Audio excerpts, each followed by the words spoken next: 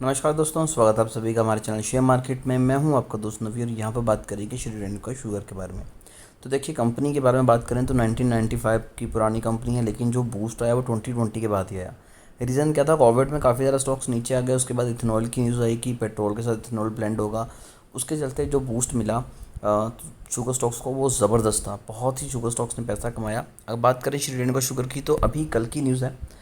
यहाँ पर पहले सभी चीज़ों को कवर करेंगे। पहली बात तो यह है कि जो कल न्यूज़ थी वो ये थी कि ब्राज़ील में अगेन मानसून ख़राब हो गया, और वेदर ख़राब होने की वजह से मानसून पहले आ गया, और जो उनकी क्रॉप थी, जो रा मटेरियल था, वो ख़राब हो गया। शुगर केन की एक प्रोडक्शन कम हो गई, काफ़ी ज़्यादा फसल ख़राब हुई, जिसके चलते जो ग्लोबल मार्केट में प्रोडक्शन है वो नहीं कर पाएंगे वो अच्छे से। और दूसरी चीज़ ये है कि इंडिया में भी वो चीज़ें हमें दिखाई दे रही हैं, बट स्टिल जो ऑर्गेनाइजेशंस हैं, गवर्नमेंट, उनका कहना ये है कि हमारे पास ऑलरेडी काफ़ी ज़्यादा रॉ मटेरियल पड़ा हुआ है, और उसके बाद अगर हमने वाइट शुगर भी प्रोड्यूस करेंगे, उसके हमारी डोमेस्टिक नीड पूरी हो जाएगी, और डोमेस्टिक नीड पूरी होने के बाद फ़ॉरेन कंट्रीज़ में, ग्लोबल मार्केट में भी हम अपने लेवल पे शुगर एक्सपोर्ट कर पाएंगे। और एक चीज़ तो आपको सभी को पता ही है कि ग्लोबल मार्केट में जो प्राइस मिलता है वो इंडिया से काफ़ी ज़्यादा अच्छा होता है, तो ये भी एक पॉजिटिव पॉइंट है। अगर बात करें स्पेशली श्री रेणुका शुगर की, तो इनकी जो इथेनॉल के लिए ब्लेंडिंग, जो इथेनॉल की प्रोडक्शन है वो लगातार बढ़ रही है। तो ये तो हो गया इथेनॉल को लेके, और जो इनकी प्रोडक्शन के साथ साथ जो ग्लोबल मार्केट में ये एक्सपोर्ट करते हैं, वहाँ से भी अच्छा खासा पैसा ये निकालते हैं। और वही कारण है कि 9,221 करोड़ की मार्केट कैप है। रिटर्न ऑन कैपिटल एम्प्लॉयड 8 है, जबकि ये पहले 4 के अराउंड था, तो डबल हुआ है पिछले 1 डेढ़ साल में। अगर बुक वैल्यू की बात करें तो नेगेटिव में है, क्योंकि शुगर स्टॉक्स कभी भी वेल्थ क्रिएटर साबित नहीं हुए, यानी कि इन्होंने कभी भी आपको वेल्थ क्रिएट करके नहीं दी है किसी भी शुगर स्टॉक्स ने। बट 2020 के बाद से इनके रिटर्न ज़बरदस्त रहे हैं। रिटर्न ऑन एसेट्स की बात करें तो नेगेटिव में है। अगर बात करते हैं प्रमोटर होल्डिंग, तो 62% है। कोई भी प्लेज शेयर नहीं है, कोई भी प्रमोटर होल्डिंग में चेंजेस नहीं आया। 5,570 करोड़ के अराउंड कर्जा है, कोई भी पैसा रिजर्व में नहीं है। सेल्स 40% इंक्रीज़ हुई है, जबकि प्रॉफिट माइनस में है।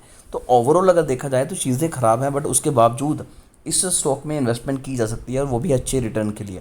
62% की होल्डिंग प्रमोटर की है, 10% की होल्डिंग यहाँ पर डीआई की है, और 4 से 5% की होल्डिंग है एफआईज की। और डीआई हमेशा ऐसे स्टॉक्स में पैसा लगाना पसंद करते हैं जिनमें उन्हें ग्रोथ दिखती है। अगर डाटा चेक करें, अगर हम पिछले कुछ सालों की बात करें, तो पहले चीज़ें सही नहीं थी शुगर स्टॉक्स के लिए, बट अब चीज़ें चेंज हो रही हैं और इनके लिए काफ़ी ज़्यादा प्रॉफिट निकल के आ रहा है।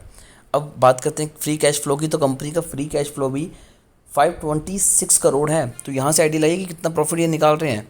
अब स्टॉक जो है वो 200 डे मूविंग एवरेज और 50 डे मूविंग एवरेज के नीचे ट्रेड कर रहा है। अगर ये इसे सरप्लस करता है तो यहाँ पर इन्वेस्टमेंट की जा सकती है। मार्च 2022 में 1432 करोड़ की कंपनी की सेल्स थी, जो कि अगले 3 सालों में 2328 करोड़ हो गई, यानी कि लगभग डबल हमें दिखाई दे रही है सेल्स पिछले 2-3 सालों में।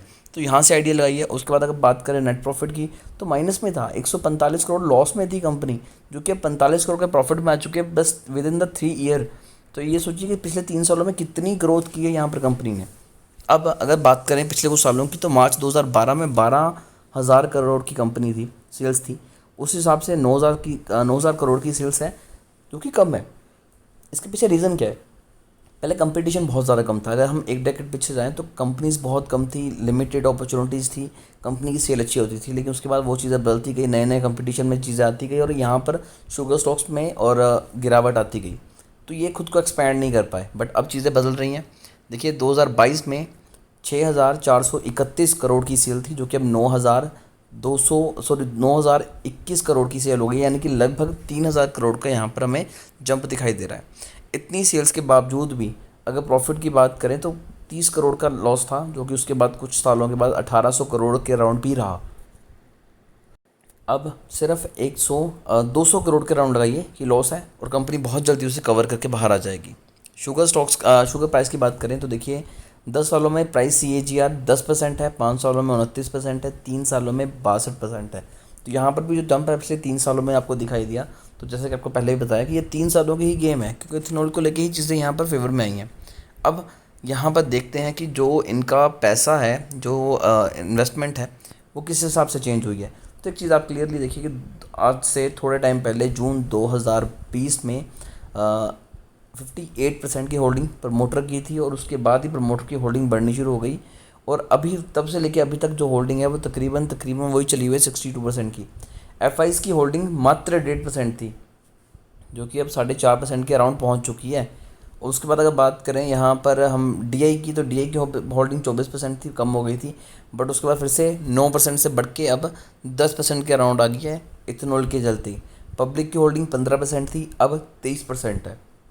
ये कंपनी आने वाले टाइम में अच्छा प्रॉफिट आपको निकाल के देगी। फंडामेंटल देखे जाए तो कंपनी के डिसेंट है प्राइस के अकॉर्डिंग। अगर कंपनी का प्राइस 400-500 के अकॉर्डिंग होता तो मैं आपको मना करता कि हाँ फंडामेंटल ठीक नहीं है, बट 40 रुपीज़ के अराउंड बाइंग बहुत ज़बरदस्त रहेगी। फिर भी शेयर को लेके अगर आपकी कोई क्वेरी है तो कमेंट कीजिए, हमारी कोशिश होगी कि आपको एक अच्छी एडवाइस दें।